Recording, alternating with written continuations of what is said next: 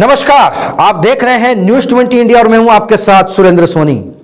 किसी ने क्या खूब कहा है, कितना भी पकड़ लो फिसलता जरूर है, यह वक्त है जनाब बदलता जरूर है। जनाब वक्त भी बदला है और सियासत के रंग भी। जब अपने बगीचे में कमल खिलाने वाले अब इन साहब को देख लीजिए। कल तक तो अपने हाथ की तारीफ किया करते थे, लेकिन फिर अचानक कमल को अपना जरिया बना लिया। आज हम इन साहब पर भी और इनके साथी रहे इन महानुभावों की भी बात करेंगे और उनके गहरे राज से भी आपको रूबरू करवाएंगे। लेकिन उससे पहले यह भी जान लीजिए कि हिंदुस्तान के सियासी हलकों में कल सुबह क्या हुआ था। अब पूरी कहानी को समझने के लिए यह भी जानना जरूरी है कि दरअसल वक्त था 10:40 का। ट्विटर पर एक संदेश आया और अपने साथ भूचाल भी लाया। इस ट्वीट के जरिए कमल वाली पार्टी के एक बड़े संदेशवाहक अनिल बुलकी साहब ने ऐलान किया कि दोपहर 1 बजे देश की एक बड़ी शख्सियत उनकी पार्टी यानी कि भाजपा में शामिल हो रही है। जनाब इस संदेश के बाद तो सबकी निगाहें कांग्रेस के नेताओं पर टिक गई। सारे कांग्रेसी नेता एक दूसरे को शक की निगाह से देखने लगे और जो चर्चाओं में थे उन पर तो निगाहें कुछ ज्यादा ही थी। लेकिन करीब 2 घंटे के बाद यह तस्वीर भी साफ हो गई। इन साहब के पुराने साथी कांग्रेस का साथ छोड़कर कमल की कुर्सी पर बैठ गए। झटका तो लगा इन साहब को भी था और यह झटका दूसरी बार था, क्योंकि पहले इन साहब ने साथ छोड़ा और अब इन्होंने। लेकिन जनाब चर्चाओं में तो पिछले 2 दिनों से ये साहब भी हैं। एक अखबार में इनका इंटरव्यू क्या छपा, बस कई नेताओं के दिमाग तेजी से घूमने लगे, सुर्खियों में आ छा गए यह साहब। लेकिन जब इन साहब ने अपना दर्द पब्लिक के सामने रखा तो फिर हर कोई इनका हो लिया।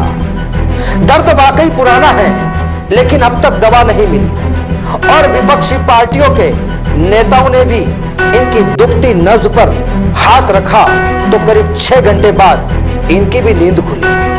आखिर 6 घंटे बाद उसी जगह पर पलटवार करते हुए यह संदेश दिया कि ऐसा कुछ नहीं है जो सोचा जा रहा है। लेकिन जनाब कहने भर से क्या होता है। लेकिन इन साहब के इस संदेश को कुछ घंटे भी नहीं गुजरे थे कि उनके अपनों ने और पुराने यार खुद ही यहां से खिसक लिए। कौन जानता था कि आखिर ऐसा होगा। इन साहब की तो पहले चर्चाएं भी हुई थी, लेकिन इन साहब की तो थी ही नहीं, आखिर चले ही गए। कल तक जिनकी खिलाफत करते थे आज उनकी तारीफों के पुल भी उन्होंने खूब बांध दिए। जनाब इसलिए कहा जाता है कि सियासत में कब क्या हो जाए कुछ नहीं कहा जा सकता। इन साहब ने कुछ वक्त पहले कहा था कि सियासत में जो दिखता है वो होता नहीं है और जो होता है वो दिखता नहीं है। इन साहब ने लाख रुपए की बात कही थी, क्योंकि करीब 1 साल पहले जो कुछ हुआ था वह लोगों को बाद में दिखा था, लेकिन तैयारियां तो पहले ही हो गई थी। अब जनाब एक बार फिर वही मौसम है, वही माहौल है और वही दिन आ रहा है। कोरोना काल चल रहा है, बस आज ही का दिन है। स्वर्गीय राजेश पायलट साहब को याद किया जाएगा, श्रद्धा सुमन अर्पित किए जाएंगे। यह साहब भी वही होंगे और खबरें ये भी हैं कि इन साहब के अपने साथी भी वहां पहुंचेंगे। अब चाहे सोशल मीडिया पर कुछ भी चल रहा हो, लोगों की भीड़ ना जुटाई जाए उसकी अपील भी की जा रही है, लेकिन अंदर की बात तो यह है कि यहाँ भीड़ तो होगी। अब जनाब इन साहब ने कहा अपनी बात रखना गलत नहीं है, तो सवाल भी यह है कि क्या ऐसी तस्वीर फिर से तैयार हो सकती है।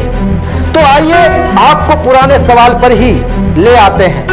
दरअसल ज्योतिराज सिंधिया, सचिन पायलट, मिलिंद देवड़ा और जितिन प्रसाद पुराने दोस्त हैं जनाब। इनकी आपस में खूब जमती थी और उनकी टीम के होनहार सियासी खिलाड़ी भी माने जाते थे।